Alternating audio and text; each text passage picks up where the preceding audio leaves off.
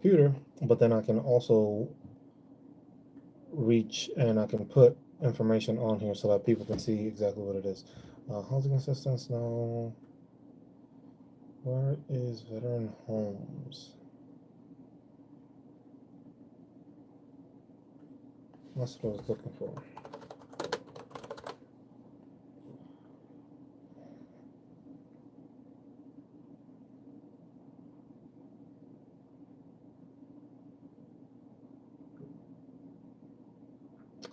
I had a site before where I was able to find this information. I can't remember.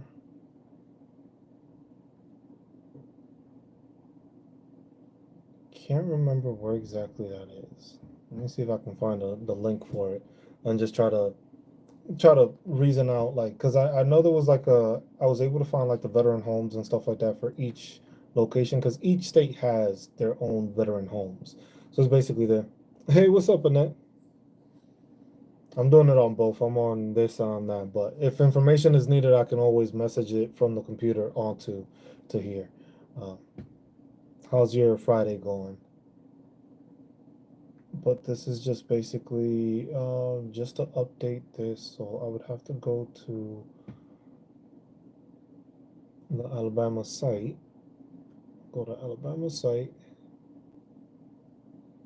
I'll go to Alaska and then go from there. Go to the veteran homes page from there and do it that way. So I can update it. Good volume, not so good.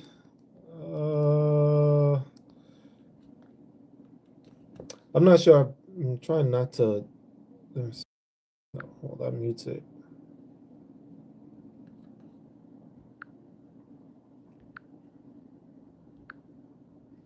Not entirely sure. But, hopefully that sounds better. Let's see. Mission. Better friends. Where's the homes?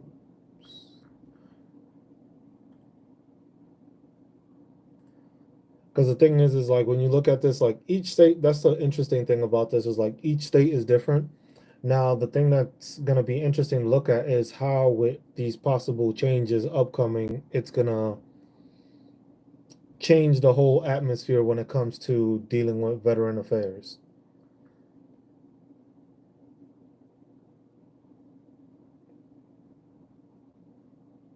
Because a lot of people don't, I don't think a lot of people are paying enough attention as to, I'm Indian Army the best. Hello from the Czech Republic. I got people from the Czech Republic. Cool. I had fun in Prague. I love Prague. Loved Pilsen. Pilsen was nice in Czech Republic. Nice places. I was like, bro, I don't got money for that. you came to the wrong place. I'm here to educate people so that they can get money, not just give money away. But that's the thing with these upcoming changes. I think that's something that people need to start realizing that we are going to go through. We're going to go through a lot of changes here in these upcoming months. Once President-elect Donald Trump is in seat, basically, we're going to see how this actually changes things. What I like to remind people is that there's also, because I got a question off my somebody asked on one of my videos. They were like, do I think that benefits are going to decrease and are benefits going to are we going to lose out on benefits in 2025 because of, but just like overall that's what they asked. So my reasoning is just like I don't think that the veterans benefits is going to get better this upcoming year because of two factors. The first thing is that they're already proposing the changes to the schedule of ratings. That schedule of ratings change is already going to be something that it's not indefinite. It is not a definite thing yet. It is a document that is being proposed and it's changes that are being proposed, but none of it is certain yet. Then you have the new administration, which is planning to change the VA secretary or the defense secretary. They still have to go through all those motions of changing all the appointees, who's going to run the VA.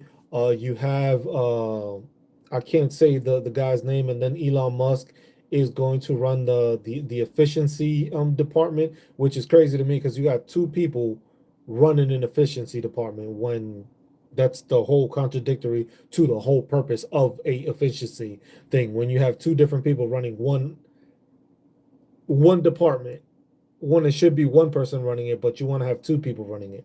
Um, that already is going to be like a conflict of interest already. I see. Uh, but the thing is the reason I say that is because whenever it comes to veterans information, veterans benefits, veterans anything, the first thing, or whenever there's talk about budget cuts or we need to cut spending or something like that, the first thing that always pops into mind for people and the first statement that most politicians want to go to is, well, we can cut VA benefits. And not saying that they have been cut because they haven't been cut, but the thing is that's always the biggest mention and the first mention that people put out there is just like, hey, we're gonna cut VA benefits. Now, a lot of people are just like, hey, Project 2025 is not gonna be a real thing, it's not a for sure thing, it's not gonna happen. But people need to realize that it doesn't have to be all of Project 2025 implemented. It could just be bits and pieces that they choose to find that are more beneficial to cut spending or to make the budget better and stuff like that. And that's what people I don't think understand when it comes to the budgeting when it comes to being a veteran. You are going to go through different stages of where they're going to cut money, where they're going to put money into. The whole issue being that they are very big on this whole contracting out thing for benefits. So basically, so you can get care outside. That has to deal with contracting. That's spending money. You have to pay the contractors or whoever you're contracting in order to get these benefits. You're not just going to get benefits and the money's not going to come from somewhere. The money has to come from somewhere. So there has to be somewhere where these benefits are being paid for. Now, if you are going to contract out, the VA was right now in a budget deficit because of this contracting out. The plan is to provide even more contracting out.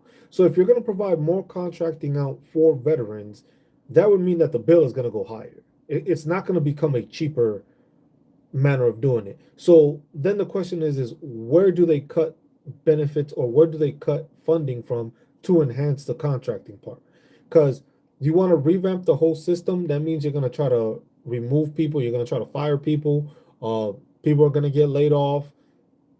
You got to replace those people. Now, the same issue that we have right now, that we have people that aren't doing their job properly when it comes to VA benefits or veterans benefits, it's the same issue where it comes to how are we going to fix it then?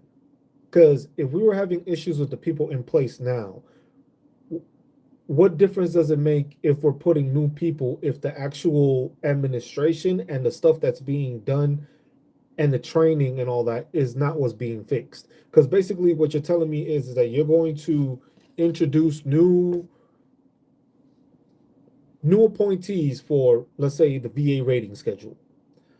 You're going to put that in there, but now you're going to have to reteach or teach new people how to deal with these changes and how to deal with the VA in general. Because if you're removing people and bringing new people in, that's what's going to happen. You're going to have a turnover. So now, how long are veterans going to wait? And how long is the backlog going to get when it comes to fixing these situations? Because keep in mind, it's just like we're in a backlog now where ratings are not being done properly. Ratings are being claims are just being. I can't even put it in the best way. They're just getting fucked up. Claims are being fucked up. So it's just like now you're gonna tell me that you want to remove all the people that have been there to put new people, train those people up, and once you train those people up, then from there they can start processing stuff. Now they are mentioning. I know AI is gonna probably be a big factor when it comes to dealing with claims, but the thing is you got to remember that AI is not a perfect thing yet. It's not perfect. Like yes, you can train it, but then how is it going to justify? You still need a CMP exam, and AI is not going to be able to perform a CMP exam on veterans. That's one thing that people keep on like. I don't know where the missed part is. I was just like CMP exams still have to happen. If you have a fully developed claim, now if you have a fully developed claim, you don't go through that instance as much. It's not that bad of a deal when you're doing with it. The thing is if you have to go through the C&P exam, you're going through it, you're still going to have a medical provider do it, and then maybe have AI check it. Because there are different programs that are doing it. There's a couple of other channels I've shown that it's just like, oh, you can get a Nexus letter from AI. Now, the whole point of these letters is to be written by a medical professional. It's not meant to be used as a technological, like, yeah, you can use pointers and stuff like that, but AI is not meant to be used in that factor. If you're using AI to produce your Nexus letter, if it's just like the guidelines of how you're gonna write it, that works. But you're taking away the information from a medical professional, which is the whole point of having them there, is to have it so that they can fix the situation, so that they can provide their medical expertise. AI can't provide that. AI is not a medical professional. It can act as a medical professional. You can prompt it to do so, but it's not going to be the medical professional that's actually treating you. You need to make sure that you're being treated by somebody and diagnosed by somebody, and that person is showing and stating how they've treated you, what they've diagnosed you with, why they believe is connected to the military service. Those are all things that need to be linked basically together. But that costs money. So the thing is when they talk about efficiency, oh, the VA is using too much money, the VA is spending too much money. The thing is where is this money coming from? Where are we going to where are we going to be able to actually make the where are we going to get the money to pay for all this stuff? Because the thing is if we're in a deficit now, money has to be brought to make these changes. To make all these changes, it's going to cost money. So instead of that money going to actually just trying to, like they say, make it more efficient, they're trying to revamp and rechange and redo all this stuff. And that's going to cause a problem for veterans. Because you got to remember, there's no benefit for us in this. I was just like, people are just like, oh, you can, it can be contracted out, stuff like that. I could go see the doctor. But what if it's not service connected? What if it's taking you longer to actually get service connected? Does it matter if you're able to go to your doctor nearby if it's not service connected? If your claim is taking longer than usual to process, it won't matter if you can go to the closest doctor if the closest doctor is not going to be available till you are service connected. That is a whole, that's like the missing links that people seem to, I guess people seem to not be paying attention to that fact. It's just like there's little small tidbits that people need to pay attention to when it comes to dealing with the VA. It's not just this, it's not just the information that they've given us, because they are just basically giving us information that is just like, hey, we want to cut funding. Oh, we want to do this, we want to do that, but where's the other part to it? Oh, just like, yes, it sounds great, you can contract it out, but yes, where's the money coming from? Because that's the part that I think all veterans I think are like not paying attention to. It was just like, where's this money coming from? Because the thing is, it's gonna end up coming from U.S. veterans. Because if you're not getting these service connected claims, that gives the VA more money. If you're not service connected, you're not getting these claims, you're gonna earn more money that way. You're gonna make, the VA is gonna have more money to spend if you're not paying it out to veterans for their benefits. So basically, like, one of those talks is just like how they're trying to remove certain things when it comes to like, I think it was like sex changes and something else. I think it's just like, was it in vitro fertilization? I think, I'm not too sure. I have to look back into the Project 2035. But there's nothing that's been put out there. But they're already talking about they want to eliminate that because it's not a service connected issue. So now that's not a service connected issue. The question is where does it stop? Because the thing is if you're gonna say this isn't a service connected issue, that's like, I understand that, saying that, but then it goes to what happens to your secondary claims, because those aren't service connected issues. Those aren't issues that were caused by the military. Those were issues that were just caused because of the injury you had, but it wasn't caused by the military. So now let's say they decide, you know what, we're going to cut benefits towards veterans because secondary claims are claims that are not caused by the military. This is something that's caused by an external factor, which is a military factor that caused it. the first instance, but then everything else is not. That's a secondary factor. So if you have something like that, that's going to cause a lot of tension for people, because a lot of people provide and use secondary effects to get to that 100%. Now, imagine how much more difficult it's going to be for veterans to get to that 100% if you're making these changes. Now look at the changes proposed for mental health ratings. Look at the one of the biggest ones I think that people don't realize, tinnitus. How many veterans? I think tinnitus is, it's not even, I think tinnitus is the highest claimed veteran disability claim for all veterans. There's no way of testing it. There's no way of acknowledging that you have it or not. You have the beeping in the ear. If you have documentation in service, which most of the time means that you went to audiology and they saw and you have the record showing that your hearing was off, that's how you use tinnitus.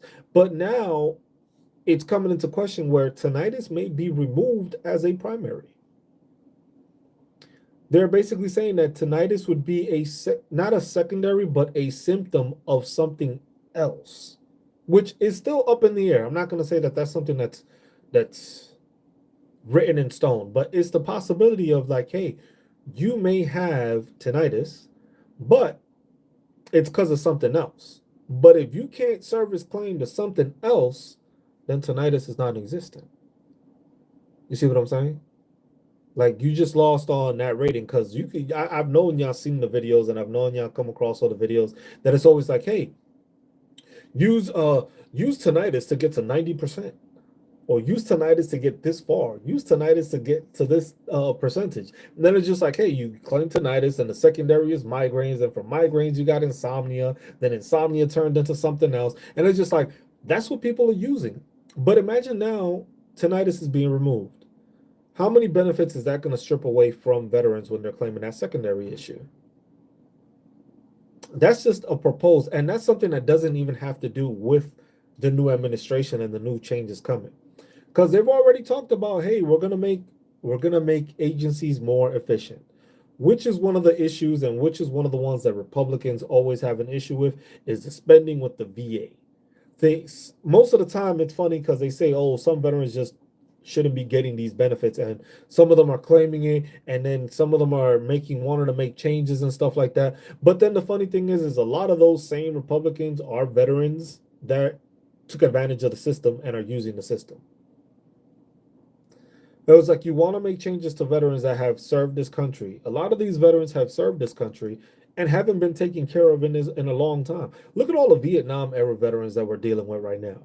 Look at the influx of PACT Act claims.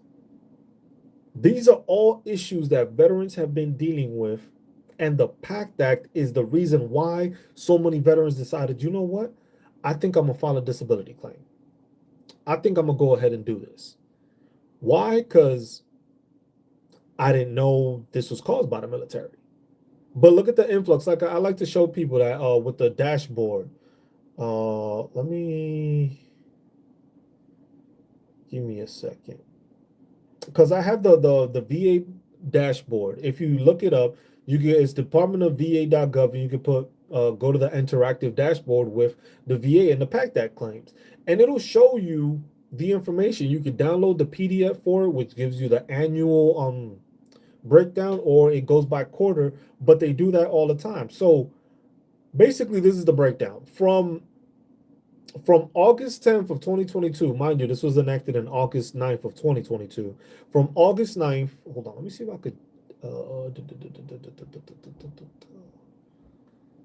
I could show this on camera.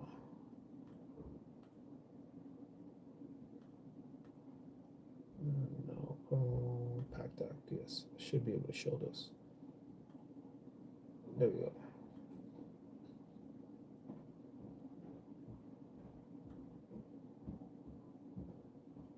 So I should be able to show this now on screen. And on screen, well, if y'all watching here, I'm showing this on if you go and check it out on like PC or your TV or something like that, you'll be able to see I have two streams going. I have this one on mobile, and I have the other one. With the other one, I'm able to show you the videos and stuff like that. It's a lot simpler. But basically, the PACT Act is basically showing the numbers.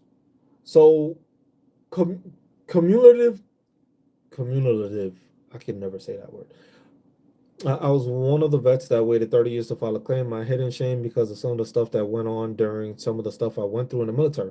And that's the thing, Annette. There's a lot of veterans that are scared and hesitant to file. Some of them didn't know that it was caused by the military. Some just didn't know how to go through the process.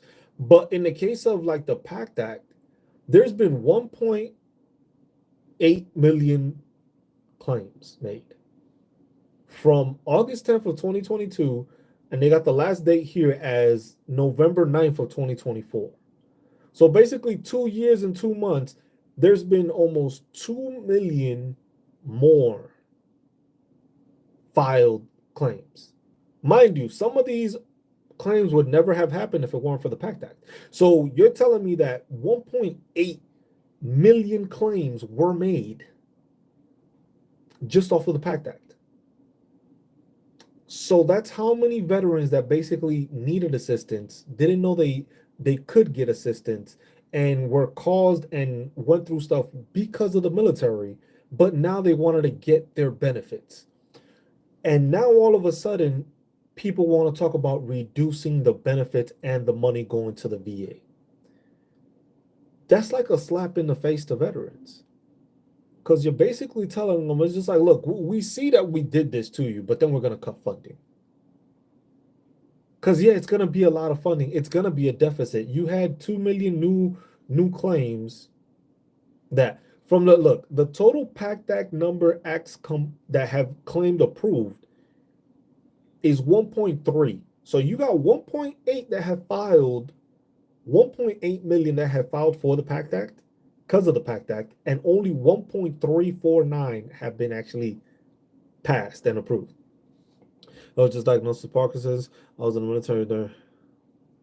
The thing is, look, that's the thing in that's the one thing that really triggers me with vets, and it annoys me and it pisses me off, and I don't mind calling them out. And I was just like, I know a lot of people be like, hey, you should just accept what the. And I was like, no, some vets are just idiots. I'm sorry. I gotta say it. Some of y'all are just idiots. Some of y'all just think that your time in service was better than anybody else's, and you're part of the problem. Because the thing is just because you went through something doesn't mean somebody else didn't go through better or worse. But the mentality is just like, oh, you're a peacetime veteran. You didn't go anywhere. You didn't do anything. And they think that just because that's the issue, that a person did not go through stuff. Oh, just like people forget you're in the military regardless of if you're deployed or not. You're still in the military. You still are going to ruck. You still are going to do PT. You still are going to train. You're still going to go out to the field. You're still going to do all that. That still takes a toll on your body. I was just like, maybe during a deployment, you went through something else, but PTSD happens throughout all of the military, whether deployed or in garrison. You have events that happen in garrison that are traumatizing. Like, so if a person loses a person to suicide, just because they weren't deployed, that's not traumatizing? Is that not worthy to get stuff? And that's what it's just like, you have to, people need to realize that it's just like, it's not only that everybody served as part of a team. You were a part of a team, you were part of this nation, and you need to understand that, and people need to value that. And the thing is that they don't value that. They try to make it that it's just like one person's service is not better than another. And that's the thing, and that's the problem with veterans right now. It's just like, I had it so easy, or you had it so easy. Oh, I went through 4 deployments. I was gone for like 15 months at a time. I was like, bro, you signed up for that. Your time in service is not any different than mine. You signed up for it. You were just happen to be in a unit that might have gotten deployed more often. Shit, if you were stationed at Fort Riley with the Big Red One, you were out there more than most. Or if you were in the airborne, you got put out there more than most. So whose fault is it? It's not like we get to pick where we land. But it's just like stuff like that is just like people don't understand it. It's just like when you look at these the claims and stuff like that, that's what takes into effect, because you have veterans that are like that are trying to downplay somebody else's stuff. And then when they do that, they don't realize that they're setting a system up for other veterans to lose stuff. Because the thing is now if you try to make the justification of, oh, well, I deployed, you didn't.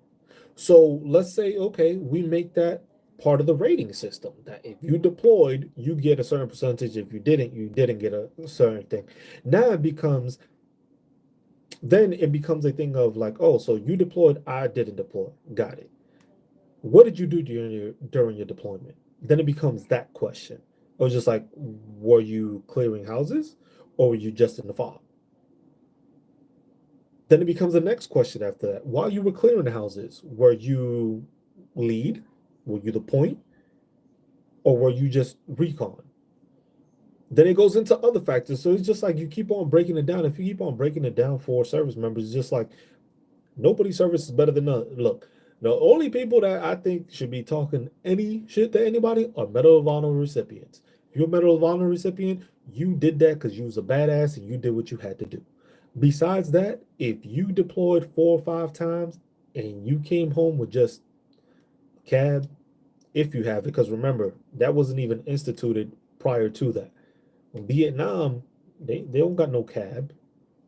They don't got no combat action badge if they were in the army. So what? The Vietnam people didn't go through as much as they did now. So that's the mentality that is just like it hurts veterans, because it's like you're trying to downplay what another veteran did just because you didn't get what you wanted or you weren't able to get it. Because it comes a lot of the times to when it just comes to like benefits. A lot of these times it's just like it's those same veterans that'll be like, oh, I deployed all this much and this and that, and I only got 20%.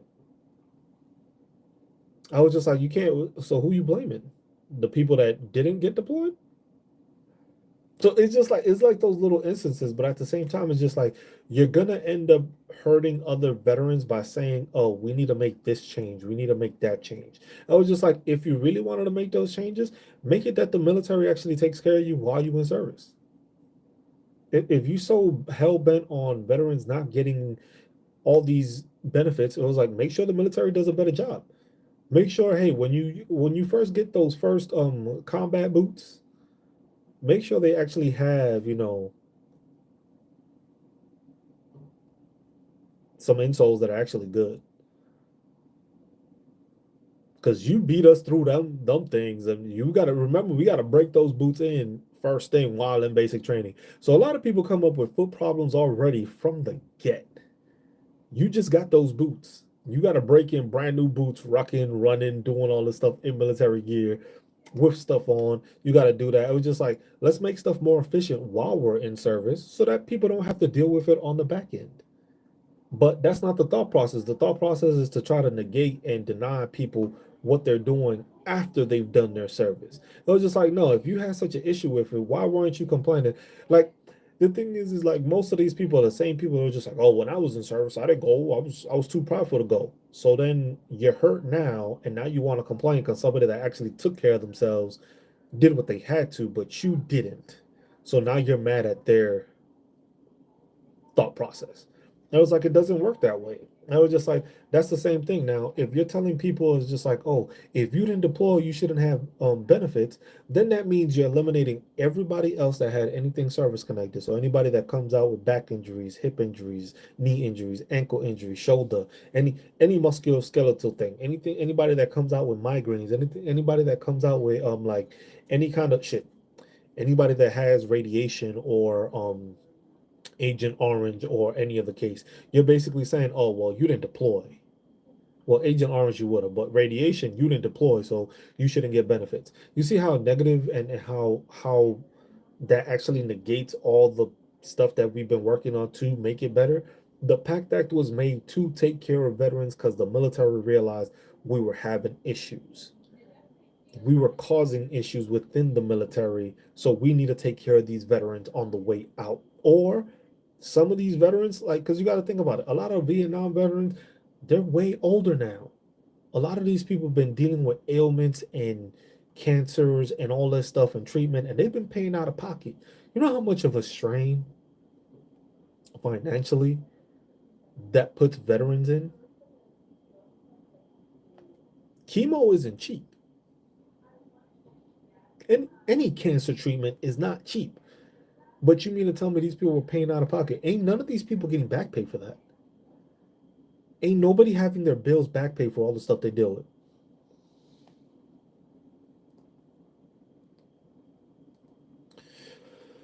Angel says, Greensboro, VA denies 6 conditions. Can I file a high-level review for 3 and a owner file for the other 3 simultaneously and keep my effective date? Ooh.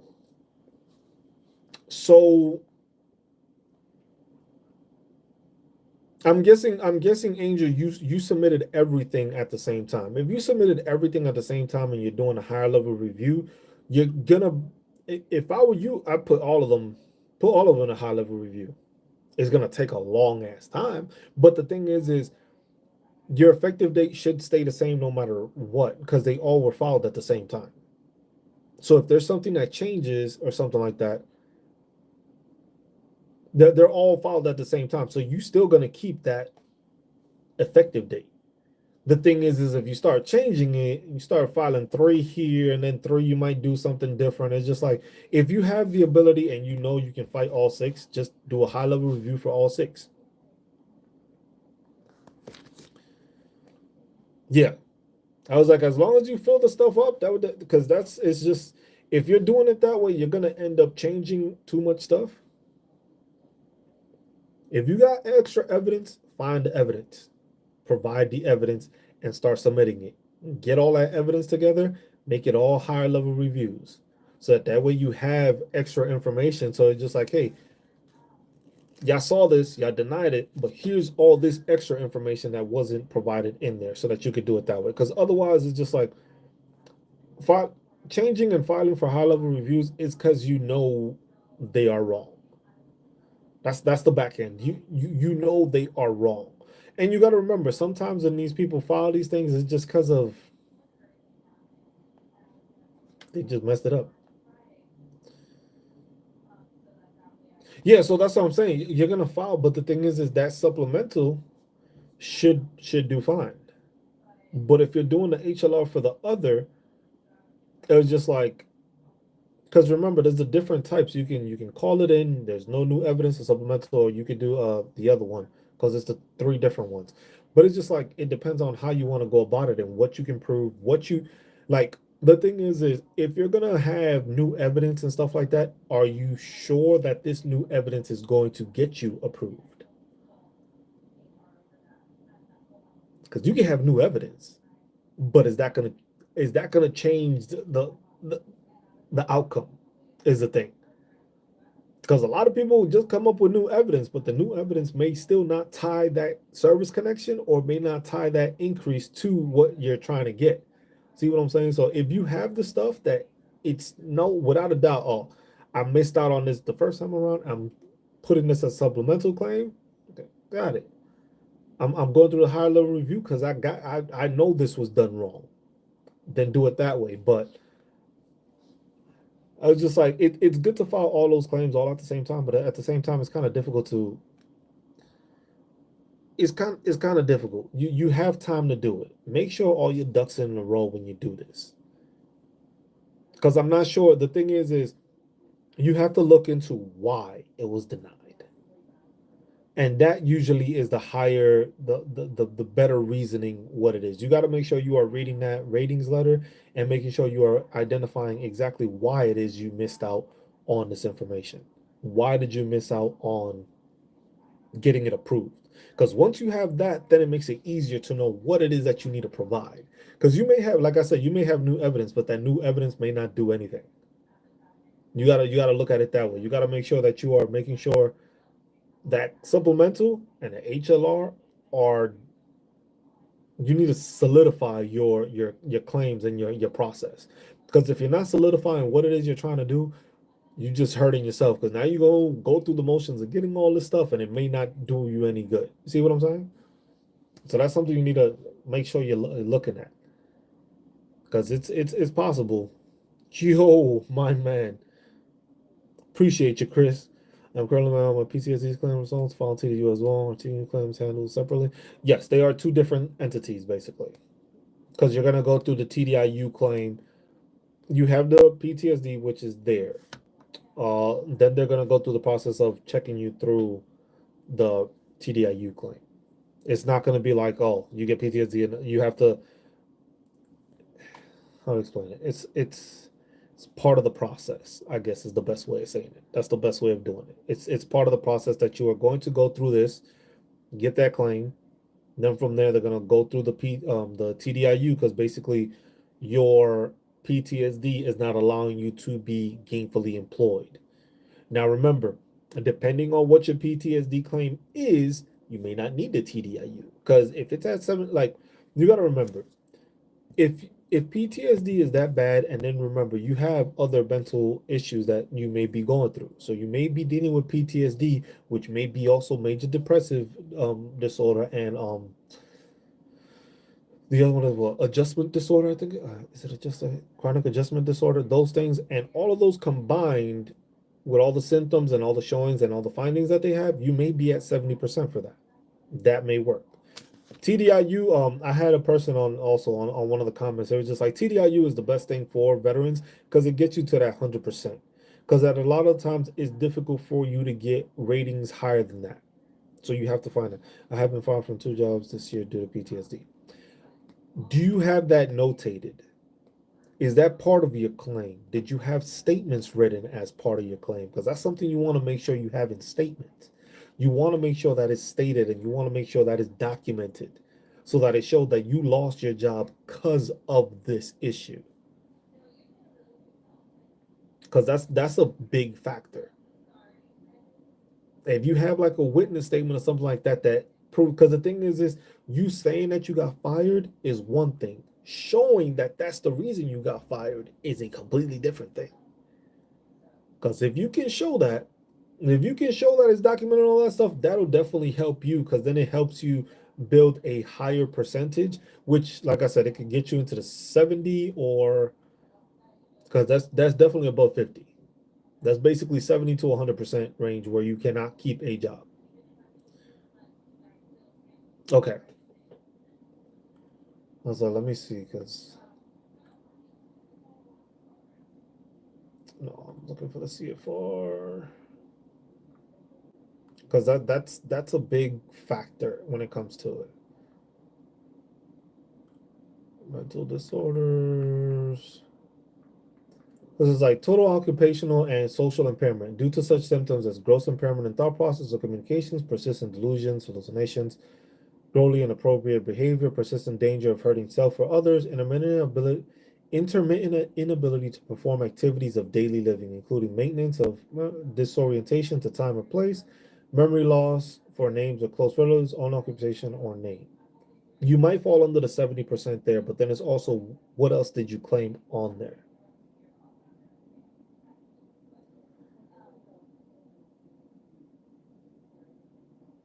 Because from being fired from a job, that falls more into like the 70% range, affecting the ability to function independently, appropriately, and effectively, impaired impulse control, spatial disorientation, neglect of person, well, the neglect of personal appearance. That one I always find, I always had an issue with that being in there. Difficulty in adapting to stressful circumstances, including work or a work-like setting. So that's what I'm saying. That falls into the 70% range. So what else have you filed? Because the thing is you may be filing for the TDIU, but like I said, working towards it, you can try to get to that regular 100%. Because the thing is the reason I say try to go for the 100% is because the benefits are better. If you have family, you got the Champ VA, you got the Chapter 35, you have those benefits that will enhance you and your family. With the TDIU, the problem I have with it is because it's like the military sees that you are not able to be employed, but you are, if you can try to work, you are limited to the amount you can earn. You can only earn up to the poverty line, which is up to like $15,000, which to me is crazy that the poverty line is 15,000 because I don't know who survives on 15,000 a year. So I don't know how the poverty line is still that low when everything has been jacked up in prices. So that's something that definitely has to be looked into the thing. But like, let's say, look, you're at 70. If you get 70% for that,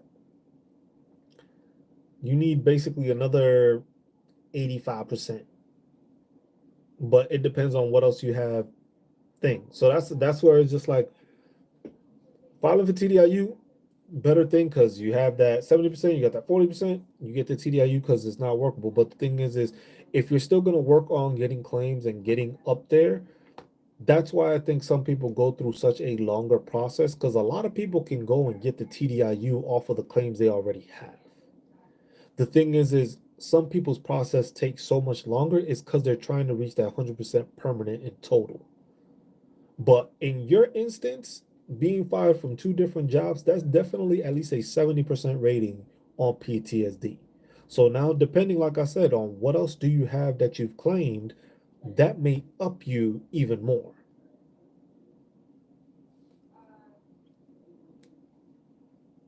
See, because that's the thing. So if you're at 20%, right? Let's see, we'll start at 20 because I'm on the table of contents, combined ratings table.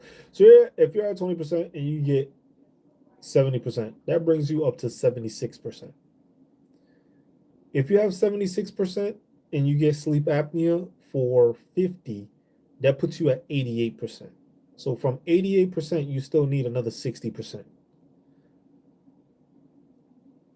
But then that's the thing, you would have to make sure that you have the sleep apnea there in order to do that. Because you have the 70% to claim it, which puts you at basically you'll get paid at the 80 mark. If you get 50% from sleep apnea, that's another one. So you would get paid at the 90% mark. Like I said, you just got to make sure that they go through. That's the biggest thing. Having it go through is the biggest thing, because once you have those claims and it's there, and it's just like, let's see, because if we do it like this, because it's here, let me see what it is. Unemployability.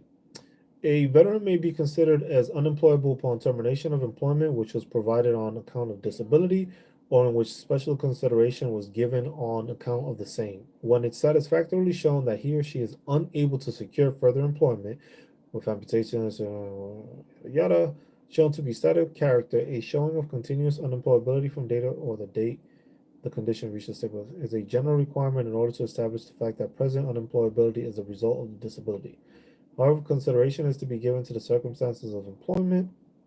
Employment was only occasional, intermittent, trial, successful, may be attributed. What is total disability ratings for? So basically, this is 416. We'll put this in the chat.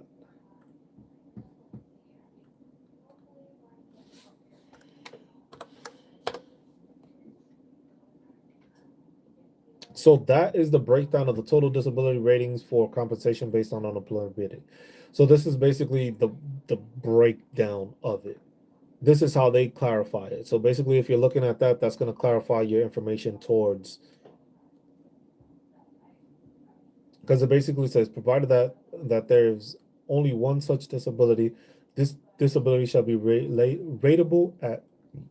Excuse me. Let me start from the top. Let me just read this whole thing through. So for TDIU, because this is one of the videos that I was told that I should be making to explain this better, so that veterans understand that TDIU is an outcome and something that can be used to get that 100% pay. Keep in mind that that doesn't give you all the other benefits though. So it's just like, it's always great to strive for 100%, but TDIU will still pay you at the 100% mark. You just for some states, depending on your state, you may not get the total property tax exemption, because for some states you only get the total property tax exemption if you are 100% permanent in total. This past election on the ballot for the state of Colorado, I just found out that they put it that they are trying to make an amendment towards the veterans benefits where they will receive that property tax exemption if they are also TDIU. So that's the one thing, that there's differences between certain states where if you're TDIU, they don't give you the full 100% exemptions. If you're 100% P&T, they do give you those exemptions.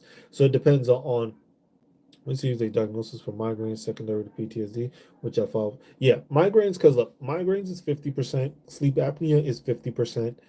Um, your PTSD sounds like it's at 70%. Thing is, you got to make sure that thing gets approved. But this is basically what it says for total disability ratings for compensation based on unemployability of the individual. Total disability ratings for compensation may be assigned where the scheduler rating is less than total.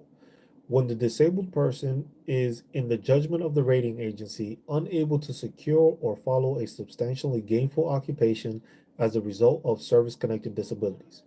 Provided that if there is only one such disability, this disability shall be rateable at 60% or more. And that if there are two or more disabilities, there shall at least be one disability rated at 40% or more, and sufficient additional disability to bring the combined rating to 70% or more. For the above purpose of 160% disability or 140% disability in combination, the following will be considered as one disability. So basically, if you click on that link, it'll give you that breakdown, and it'll break down the different points to it. I filed an appeal for my PTSD related to MST with additional evidence. What type of ratings are available? I only have 10% right now. Also, how long do they take on a compensation appeal?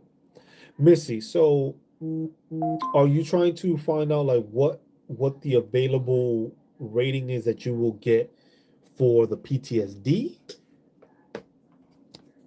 Is that what you're asking? Because I'll show you this. Because the MST and that it falls on the different things.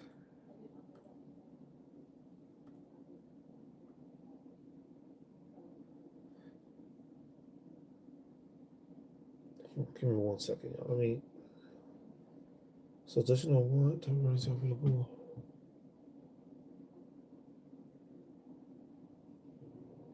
So for that one, I'm gonna take you to this, and I'm gonna take you to the mental health.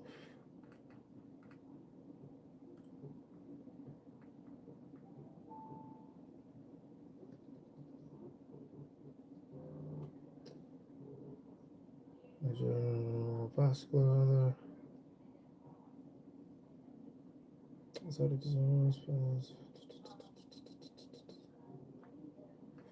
Because this is what I'm gonna put this in the chat so that you can see it. This is what the evaluation for the mental health stuff is. This is how they break this down.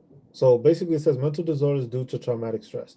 When a mental disorder that develops in a service as a result of a highly stressful event is severe enough to bring about the veteran's release from active military service, the rating agency shall assign an evaluation of not less than 50% and schedule an examination within 6-month period following the veteran's discharge. So that's if you got discharged because of that reason.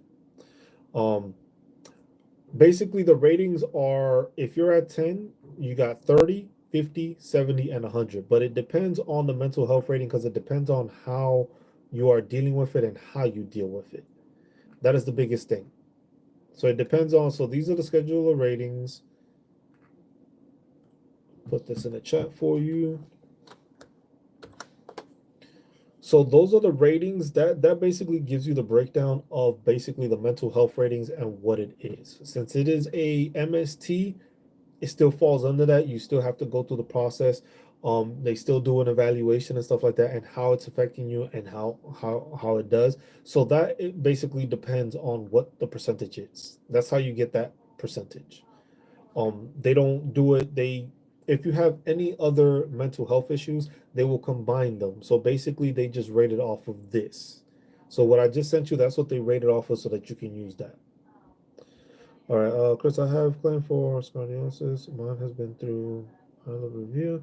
My pulmonologist has marked it as requiring high-dose steroids for control, which is 60% rating, still declined. They keep rating me for chronic bronchitis, which has nothing to do with stuff.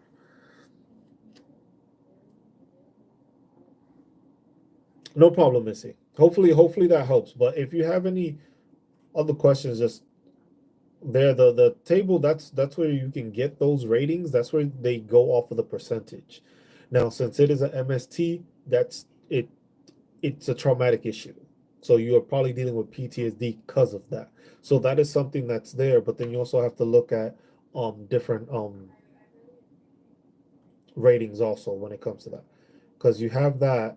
And let's see, where's the other one? Because that can fall under like another one is just like the sexual arousal that you may not have. That is the same thing like for erectile dysfunction for men, but for women it would be like the sexual arousal isn't there, and that's something you can also claim because of that. Can't remember exactly what it is, but it's within that document, the Title 38, um Chapter 1 Part 4, the schedule of ratings. It's within there. I can't remember exactly what it is though. And for Chris, the thing is if you have a claim for something, is your pulmonologist saying that it is caused by military service? Because the thing is, you got to remember, the VA, you can be diagnosed with anything and everything. You have to make sure that the diagnosis and a nexus letter is providing that connection that it was caused by the military. So it is service connected. The bronchitis or the claim, because you got claimed for pulmonology. Your pulmonologist is you're claiming sarcoidosis. So it is service connected. And you went through a higher level repeal and they still denied it? So high doses. When you say that your pulmonologist has marked it, do you have the documentation showing that? Did you present that? Did you file that information?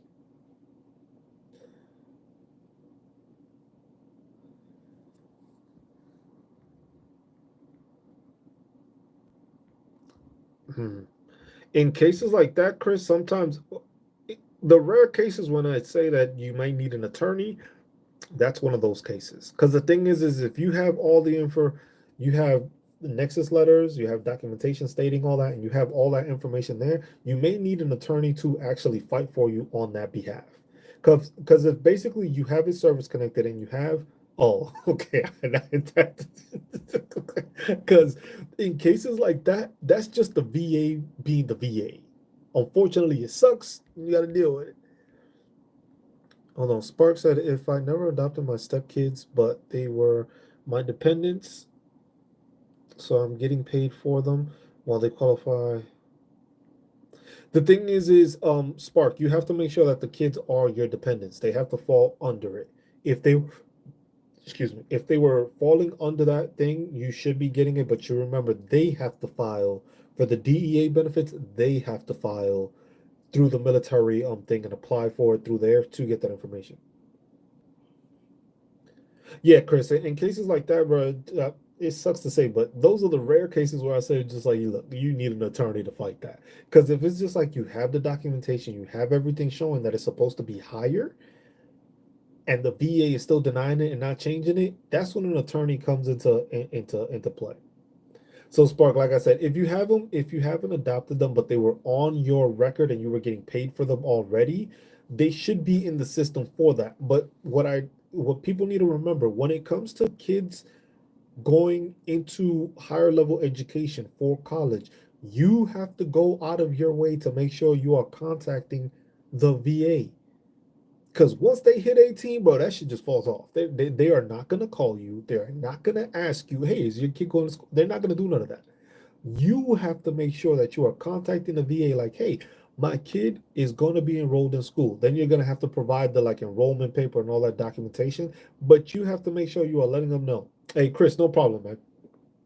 You have to make sure you are letting the VA know, like, hey, my kid is in school, my kid is in college, or my spouse is in college. They're going to attend. This is the documentation. This is it. And you'll go through I think that was, I even think that was one of my like questions that I put on my community page. I think that was one of the questions I asked too. Let me see. I think it was. I was like, one of the questions I asked was like, what form? No, that's dependency. Chapter, no. Which form is used to apply for dependents educational assistance? Form VA form 22-5490. It's funny because I was just asking one of these questions on my community thing too. Um, yeah, if you don't know, I do that now every day, Monday through Friday. I am providing a community-based question. So basically, it's just random questions having to do with VA benefits, dealing with VA stuff, so that people just start getting awareness and start figuring out. Because some people don't know what the forms are. The forms is like numerically bonkers. Um, but just so that way people have that information. So I do have those community questions, so people can tune in and check them out that way. Uh, but yeah, when it comes to that, anything that has to do with dependents, you have to make sure to call them and figure out what's changing, what's going on. Because once the VA sees it, the VA just basically takes it as, look, your kid turned 18, because that's why they have it in your ratings letter, that the benefits letter. This date is when it falls off. And that is once they hit 18, boom, gone. They're off the thing. Now, remember, if they are your dependents, you got to make sure that your dependents, they're on the list, they're in the paperwork, because now you are going to receive a higher payment because they're in school. So the pay goes up. It's not the regular amount. It goes up because they're in school, but then also them applying for the DEA and the Chapter 35 benefits allows them to get a monthly stipend, which right now is at, like, I believe it's $1,526 per month if you're enrolled full time. It is, if you are 3/4 of the time, I believe it's like $1,200 you are getting if you're 3/4 of the time. If you are half time, it is like 890 something dollars. If you fall below that, below the halftime mark, it's basically depends on how much your school tuition costs. Because basically, if it's, I think it's like 340, I think is the most. So basically, like if you're taking one class, but basically what they're doing is, if you're doing it for one less, what they're doing is they're going to give that money to the school to pay for the tuition. The your dependent is not going to reach that. They're not going to obtain that money. So basically, that's the one thing that I need to understand with that one. So that those are the little things that people don't understand. It's just like, if you're using the DEA benefits, it it benefits the dependent to go to school full time because it's $1,500. I was 100% sure that I was getting DEA benefits. And then when I read some things about my local state and their 100% disability rules for veterans, it says that they have to be biological or adopted. That the thing is Spark, when you look at it like that, every state is different. Every state provides different information, and that's where it becomes a difficult thing. You have to realize that your state is different compared to every other state. Some states, if you're 100% P&T, your dependents don't pay school. There's the Hazelwood Act in Texas. There's another act in California where it's just like they may not pay for school. I believe New Jersey has the same thing also, but it's just like they don't pay for school. In some states, they have specific criteria and specific things that are basically like, hey, you can only use, you only get this benefit like this. They still get dividends, I think, but not the state tuition. Indiana, hold on. Let's go to Indiana. Let me see. Kansas benefits. No, it's Kansas. Let's go to Indiana. Education benefits. Okay, let's see. So for Indiana wartime veterans, high school diploma. So it says for Indiana, financial aid for service members and families. Indiana offers several educational benefits to resident service members. So tuition and fee exemption for children of deceased or disabled veterans. Provides 100% tuition and regularly assessed fees for children of deceased veterans, and a portion of tuition and regularly assessed fees for children of disabled veterans. 20% of tuition plus the percentage of the veteran service connected disability. Funding is limited to 124 credit hours and may be used for undergraduate and professional degrees. They have one for the Purple Heart recipients, supplemental grant for children and spouse of Indiana National Guard service members, tuition and fee exemptions for Purple Heart recipients, Soldiers and Sailors Children Home provides 100% of tuition and regularly assessed fees for students who are former students or graduates of Morton Memorial High School and former residents of the Indiana Soldiers Sailors Children's Home. I don't know how much that helps. Um,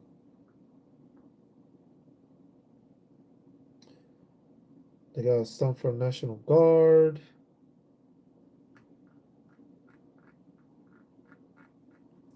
So here's this link.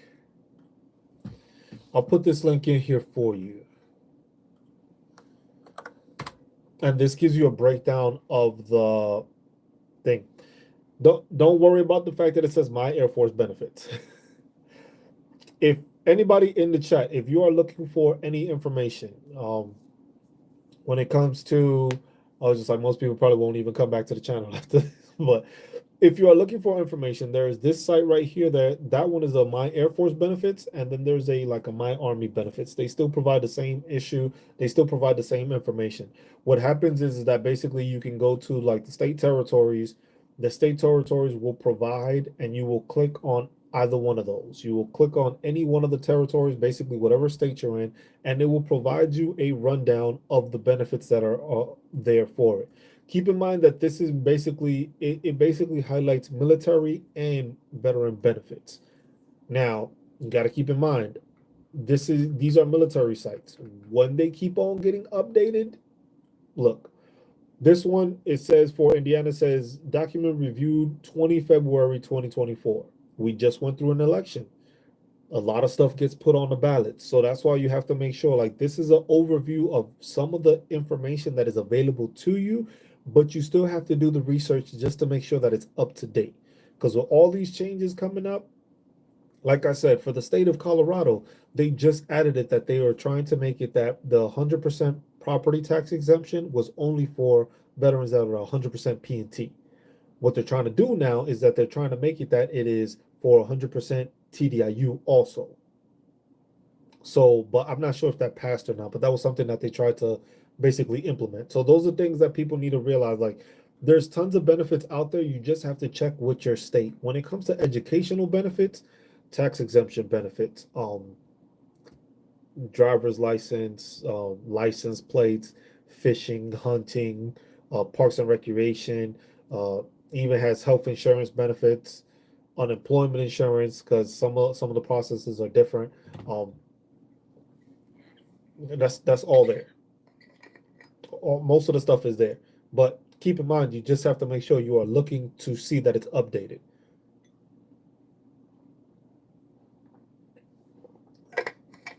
Especially now with this with the possible upcoming changes that may be coming to light within the next couple of months. That's where you need to make sure you're paying attention to what your state is doing, because each state operates differently. There's the federal level benefits, which is basically like the compensation, the VA, stuff like that. But each state has its own thing for it. Like, hold on, one thing that I show a bunch is this little my spreadsheet that I have. So basically, I've been going through it. Like when I first started doing these workshops, it was mostly just like tax exemptions. I was just going over weekly tax exemptions for each state. So this is basically like a rundown of each state and how they have different stuff. I haven't completed it yet. That's what I was going to do today, but we started chatting, so I'd rather be able to benefit and assist people with information and stuff like that with the questions they have. But this is basically like the benefits. So like state of California, TDIU and P&T get the tax exemption. For Colorado, P&T does, but TDIU does not receive 50% of it. Connecticut is if you're a vet. Some have it that is just like surviving spouses benefits. So basically, if you are a surviving spouse of a of a veteran, you are able to continue that property tax exemption, which is a yearly filing. So for some states, you have to file for it yearly. For some states, it's like once you file the first time, you're already under the thing and it gives you that information. So each state is different depending on how you go about it and the information you obtain from it. So that's one thing, like I said. For Indiana, is like rating percentage coincides with the tax exemption from 50% to 100%. So in Indiana, can't even talk about my nose getting stuffy. You basically go from 50% to 100%, but it's depending on your percentage rate. And some states have it like that, that it's just like your property tax exemption, because remember, taxes is gonna come up. We're gonna start filing taxes soon. That's something that I'll probably try to brush up on again and start giving that information back out to people. That is just like your property tax exemption, you being a veteran, just because you're not 100% PNT does not mean that you are not going to receive a tax exemption. Some of these tax exemptions are dependent on your rating, if you're PNT or not, if you're TDIU, or whatever the case may be. But your state is different. Each state is different. There hasn't been any of the states that I've gone over that have had the same process. There's the one tweak here, one tweak there. The money differential is different. Some of them provide 100% property tax. Some of them provide a percentage of it. Some of them provide, depending on your rating, what the percentages you get. So those are things that is just like you have to pay attention to. But it's a whole bunch of information that's there. The state, territory, and benefits thing, that's always something that's very beneficial for people to know because it's there. But this just goes to like the overview of those items. If you have any specific questions, most of the time it's best to reach out to a VSO, or if it comes taxes time, exemptions time, stuff like that, whoever does your taxes. It's like, hey, I'm trying to find out if, as a veteran, I get a property tax exemption. There you go.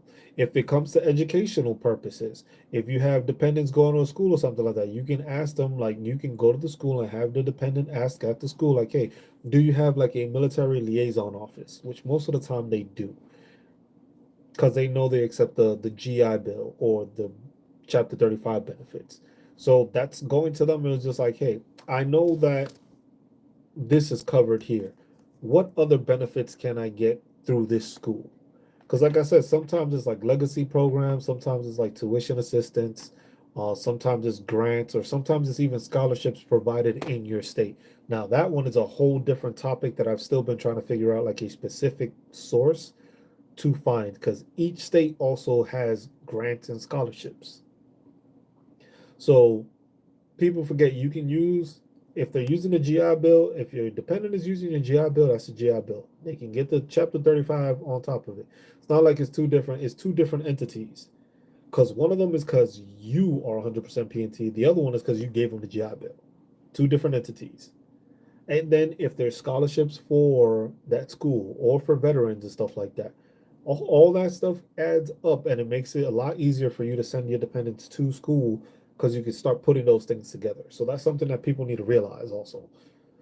A lot of these benefits coincide with each other. And also if you're using it, you can use the VRE program. You could transfer your GI Bill if you were able to while in service with the requirements, and you can use the VRE program, the Veteran Readiness and Employment Program, and you can basically get a GI Bill for yourself to get school training, technical training, whatever the case, and they can use your GI Bill and use the Chapter 35 benefits. So it's like a lot of the stuff can be goes a long way, and especially when it comes to property taxes. If you can file property taxes and get some money back, that's a win. Like that's a win regardless of what you're doing. That is an automatic win if you're getting money back from your property taxes. But like I said, this is basically the breakdown. It even has it for Hawaii, Guam, Puerto Rico, and the U.S. Virgin Islands. So basically the territories, which I also do have on this spreadsheet. I have it here, but here basically I have the information breakdown of each state, their Veteran Affairs link, the amount of veterans population as of 2020, the veteran population as of 2021, the senators and uh, committee members that you have. That's one thing that I just have to look more into the state one. So for when it comes to the Senate or like the federal level, the Senate and the House of Representatives, I have who's your senators, who's your representatives. I have their Twitter handles, I have their contact links, and I have their pages so that way people are able to find them. Because hey, if you need to contact your representative, do it.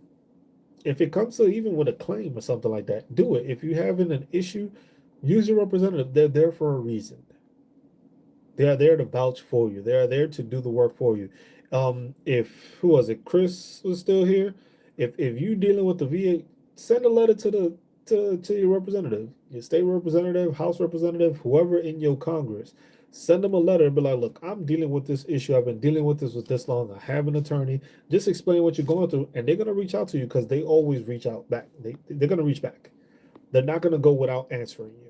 That's the one thing. It was just like that's the last thing they want to know. Is just like, oh man, my this veteran called me and he left me an email, whatever, and I didn't respond to him. They always try to get back to you because they want to make sure you are taken care of because you're representing them. So that's a bad look for them. But it's like you're asking for assistance and they just disregard it because that's something that can be used against them basically. But always keep that in mind because each state, like I said, each state is different. Then the service officers and stuff like that. This one I might take is just basically your veteran service officers, and it gives you the link to where they are.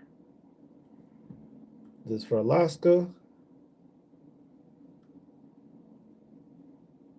and it tells you what it is. So basically, this breakdown is if you need to find a VSO, I have them here.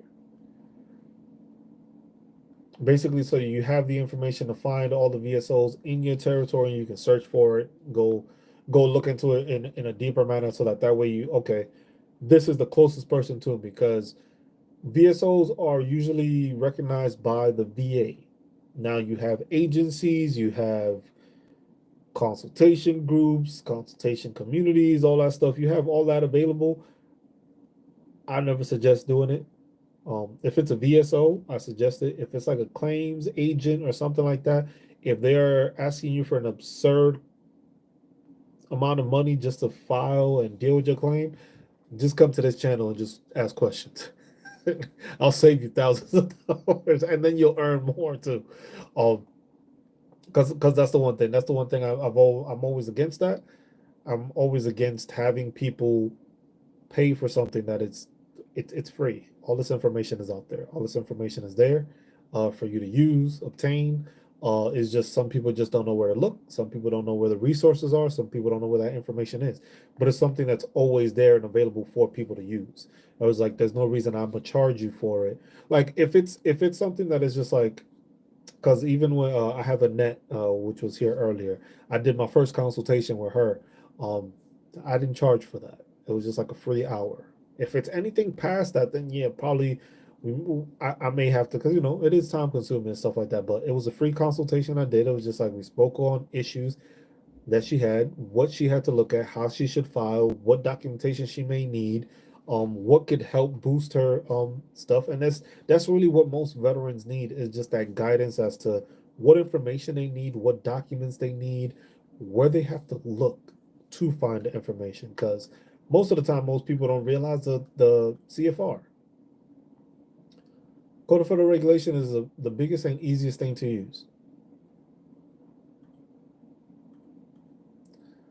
That is the biggest and easiest documentation you can use to get your information.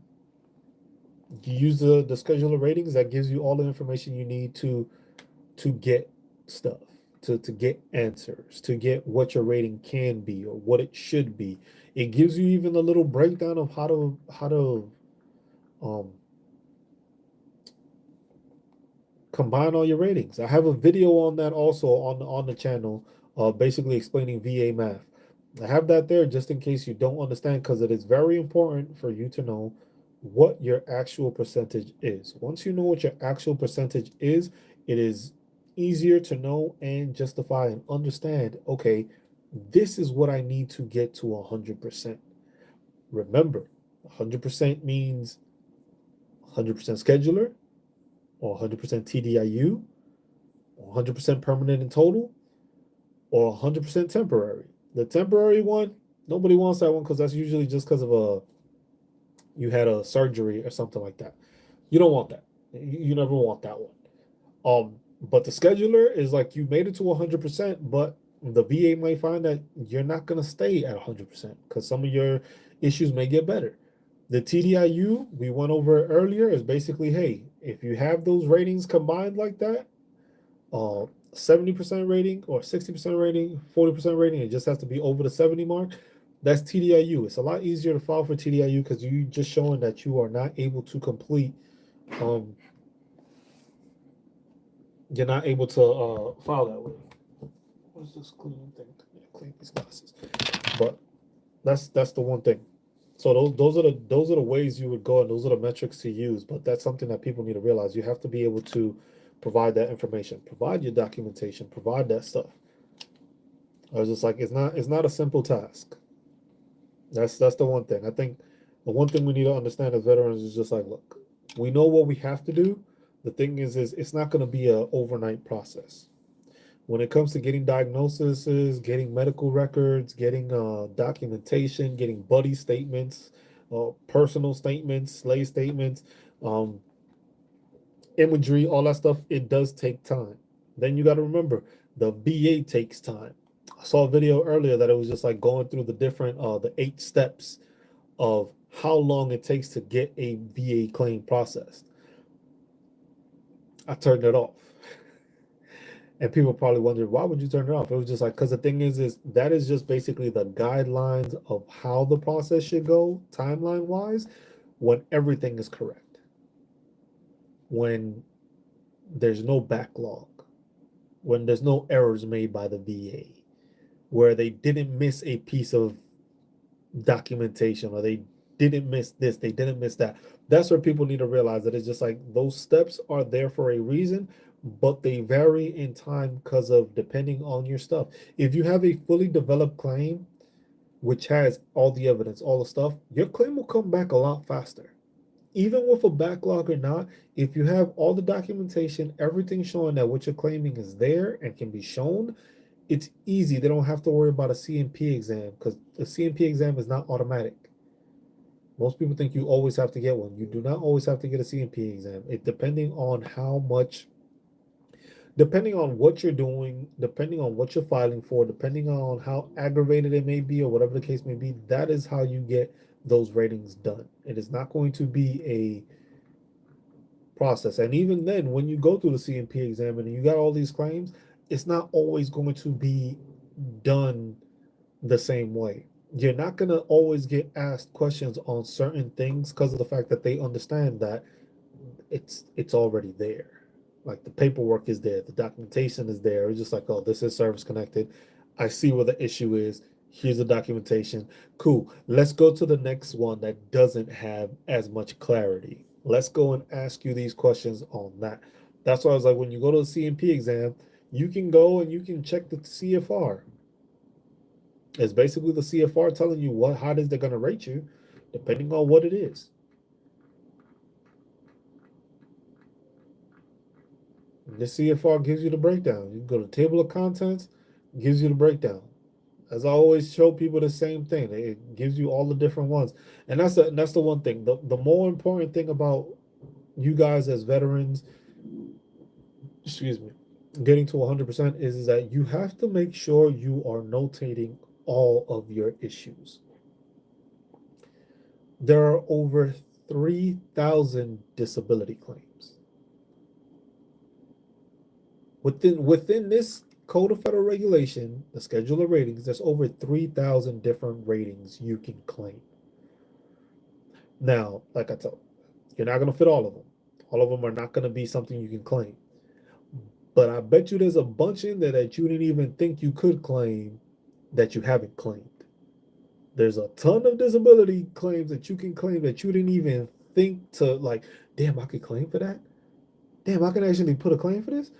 The amount of people that I've surprised, it was just like, you can claim this, right? And they'd be like, what? I was like, I didn't know that was a claim. I was just like, yeah.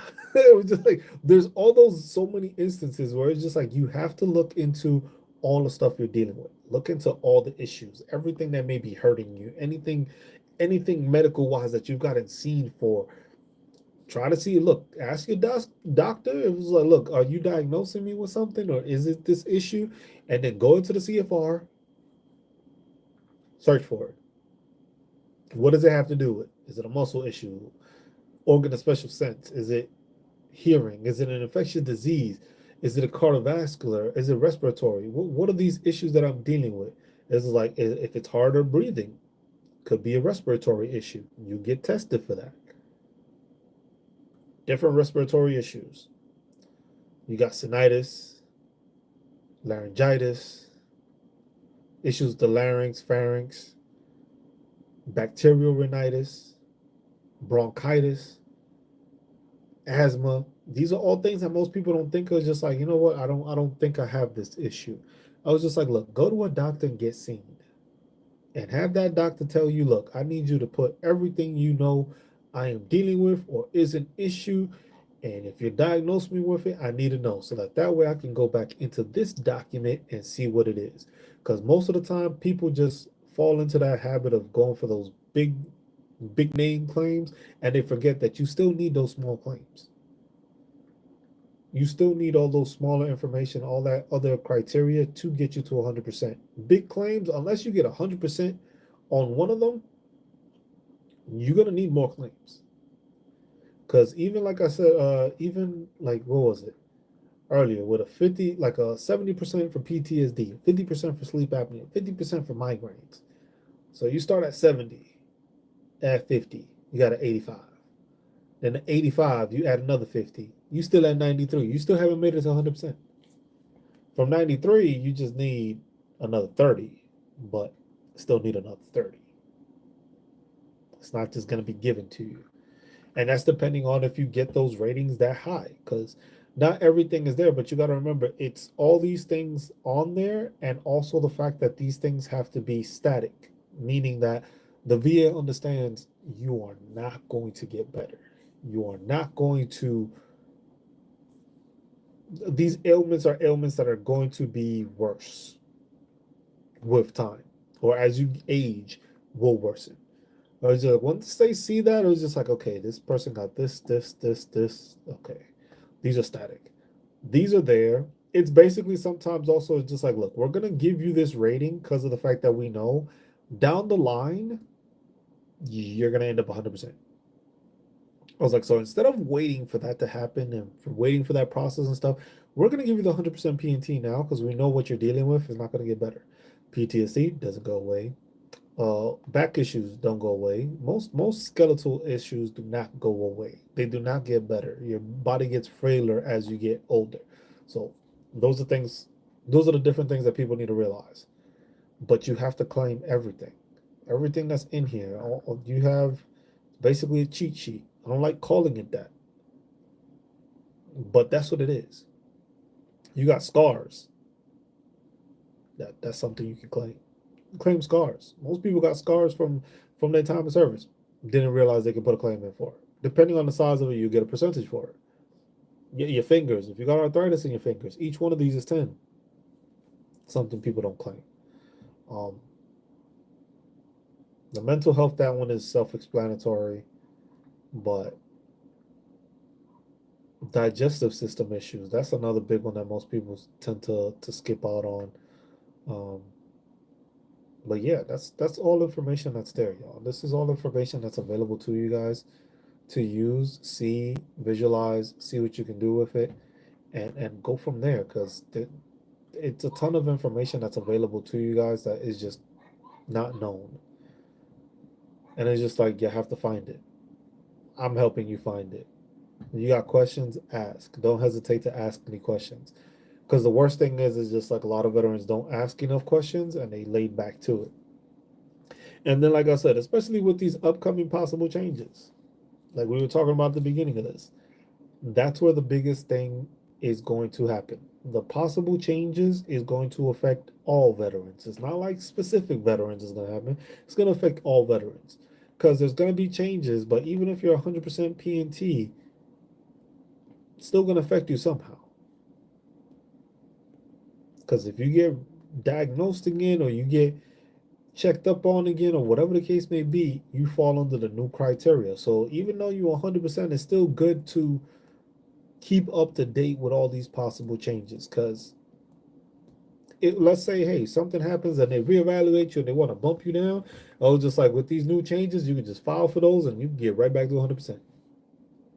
It's possible. Not saying it can happen or can't happen, but we don't know going forward. We don't know what these benefit changes. We don't know what these reduction changes are. We don't know how the VA healthcare is going to be working. Where they're going to make cuts, where they're going to add money to. We don't know that yet, and that's I think one of the biggest things going forward is we don't know exactly where these changes are upcoming, or what is the thought process of what is going to be changed. And also, we don't know that. It's best to manage your stuff and take care of your stuff now while you can before these changes happen. Because April is the final action date for mental health, tinnitus, and sleep apnea.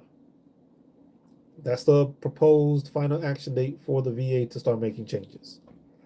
That's when they're talking about making these changes. So that's that's where people need to realize that. That's when they're proposing to make a change. Will it happen in April? I don't think so. Will there be an effective date after April? Possibly. That one I think there's a higher rating, a higher chance for. So you're not going to get these changes in April. In April, they may announce what these changes are, and then those changes may come into effect maybe June of next year. So if you know that you are going to deal or file with anything that has to do with sleep apnea, file for anything that has to do with mental health ratings and stuff like that, I would suggest making sure you get all your stuff together, all your documentation together, so that way you are better prepared for any of these possible changes. So if there is a changes to mental health care, you may benefit from filing now instead of waiting till that changes. If you're filing or trying to get sleep apnea, you better off probably trying to make sure that you get that done, and it is basically at the best of your ability to do, and do it that way. Because otherwise, you don't know what's going to happen. You don't know what's going to change, and that's something that's always concerning for veterans. And I think that adds more.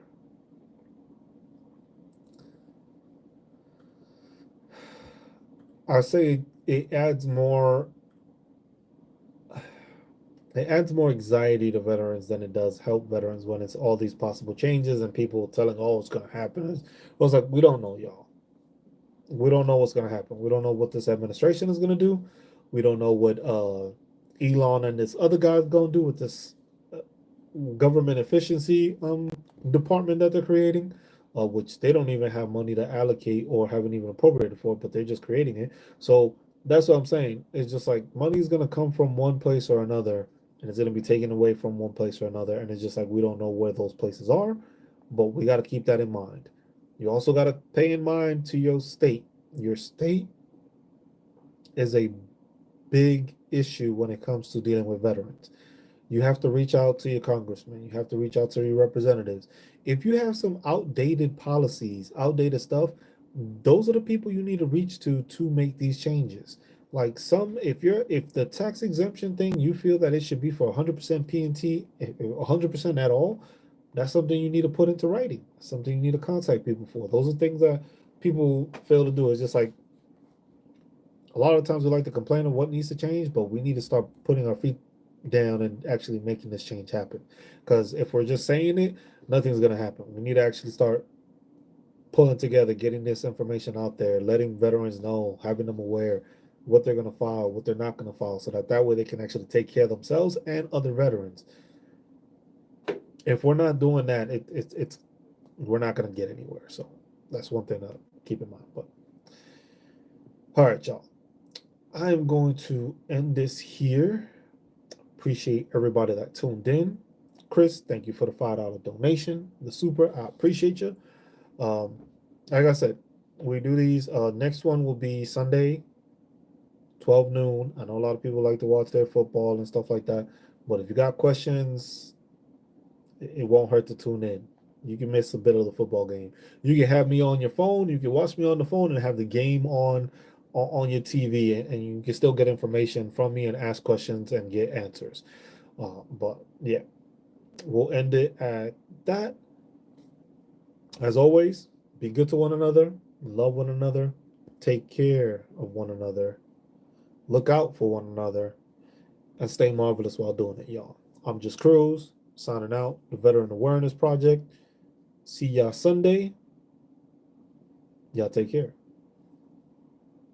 Peace. Annette, thank you as always for tuning in. It's my pleasure to help veterans. We just need to spread the word to everybody and get more people educated on it. But as always, appreciate you and thank you.